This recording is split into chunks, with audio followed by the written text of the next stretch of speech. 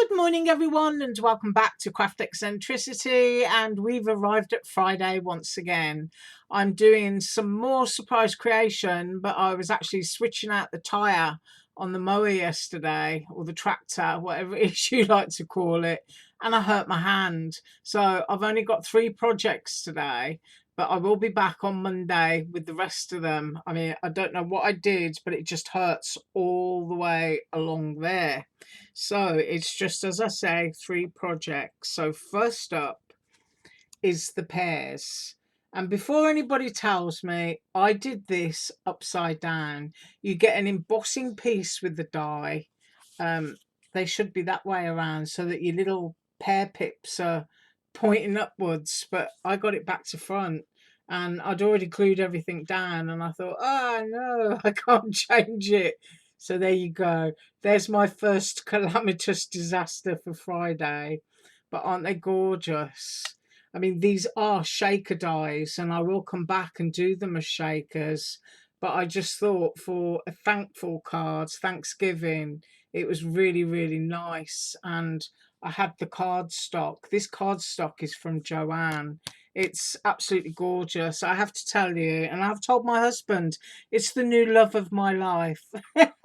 It's £110 card stock. Comes in a pack of 100. It's, I think, $15 or $14.99. But just look at how thick that is. It does have a white core, so you know, for matting and layering and stuff, it's absolutely fine. For other things, I wouldn't necessarily recommend. But it's so sturdy. It's just gorgeous cardstock. So there you are. My husband has been replaced. So that is the first one.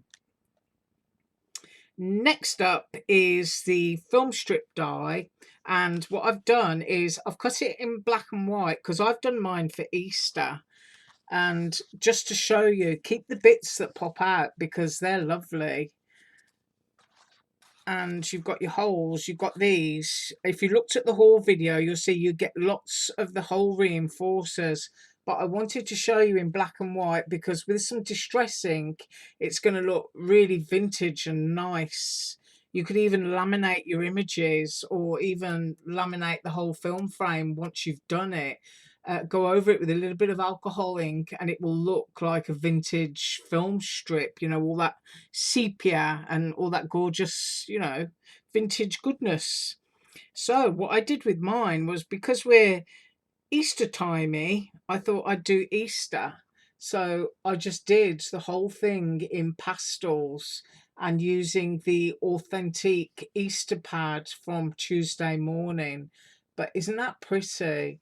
I mean, you can really, really go, as you can see there, whatever style you want it to be. But I might actually come back with the vintage version and try to make it look like a real film reel and try and do it for a Tuesday tutorial. But I just thought that was lovely, just done in that gorgeous pale cardstock.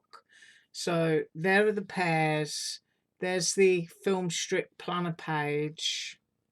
And next up is the one that everybody was asking to see, and that is the envelope that comes with the matching slimline die set and words. So I used my Crazy Crafter stamp set that I showed you yesterday, and I got my bumblebee going all up it. I left the back blank, obviously, for name and address. And what I didn't do was I didn't use the pieces that I showed you yesterday, but I still do have them on my desk. And you can see from there, you know, you can pop your little bits on, or your little heart and your words, whatever it is, however you want to decorate it up. But I just, you know, was struggling with my hand, so I did it like this. So I used the Crazy Crafter stamp, and then I used the other stamps in the set to create the card. And this cardstock, once again, is from Joanne. I used my Touch 5 markers. I didn't do very well, as I say, because my hand is hurting, and I was trying real hard to blend my broken china ink all around there using my stencil from Aliexpress, but my hands, it just wasn't working right. So I did that, and I also used my white gel pen to put some little dots in the flowers, little dots up the beehive there, or the bee skep, and to do the little eyes. But it really is a gorgeous stamp there from Crazy Crafter, and I just thought it set the whole set off really, really nice. So people had asked about the envelope.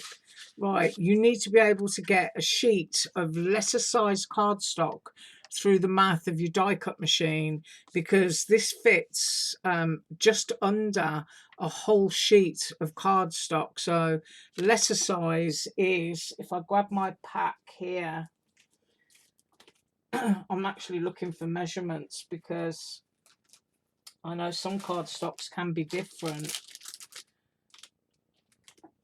Yeah, it's just called letter size. This is the size that I get from Walmart, and this is my white cardstock that I use for all my stamping.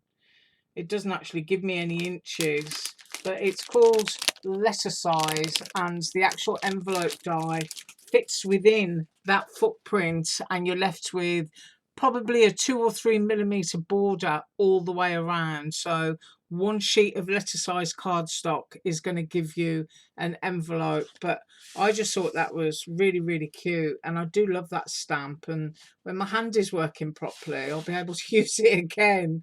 But I'm usually in the garden of a weekend, but I think I've had enough this week, so I'm just going to have a rest and just slowly go through those projects. So I do thank you very much for joining me. Have an absolutely awesome weekend, and as usual, all links are below. Bye.